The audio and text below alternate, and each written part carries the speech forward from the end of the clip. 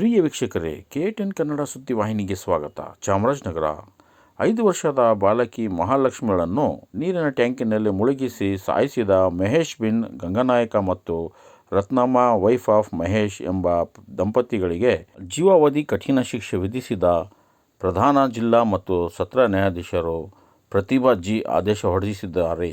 ಚಾಮರಾಜನಗರ ತಾಲೂಕಿನ ತೆರಕನಂಬಿ ಪೊಲೀಸ್ ಠಾಣೆಯಲ್ಲಿ ದಿನಾಂಕ 24/8/2020 ರಾತ್ರಿ 9:30 ಗಂಟೆಗೆ ಸೋಮನಹಳ್ಳಿ ಗ್ರಾಮದ ಮಹಾಲಕ್ಷ್ಮಿಯ ತಂದೆ ಮಹದೇವಸ್ವಾಮಿ ಅವರು ಮಗಳು ಕಾಣೆಯಾಗಿರುವ ಬಗ್ಗೆ ದೂರು ದಾಖಲು ಮಾಡಿದ್ದಾರೆ.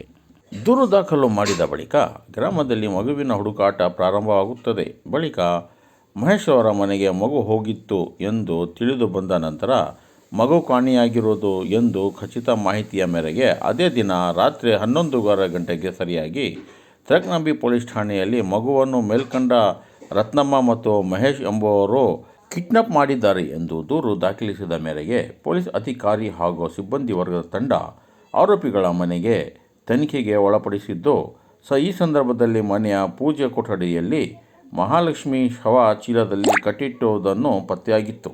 ತೆರಕನಂಬಿ ಪೊಲೀಸ್ ತಂಡ ತಕ್ಷಣ ಇಬ್ಬರನ್ನು ಆರೋಪಿಗಳನ್ನು ಬಂಧಿಸಿ ಶವ ವಶಪಡಿಸಿಕೊಂಡು ಮರಣೋತ್ತರ ಪರೀಕ್ಷೆ ಮಾಡಿಸಿ IPC 302, 363, 201ರಂತೆ ಪ್ರಕರಣ ದಾಖಲಿಸಿ ನ್ಯಾಯಾಲಯಕ್ಕೆ ದೋಷಾರೋಪಣಾ ಪಟ್ಟಿ ಸಲ್ಲಿಸಿದರು.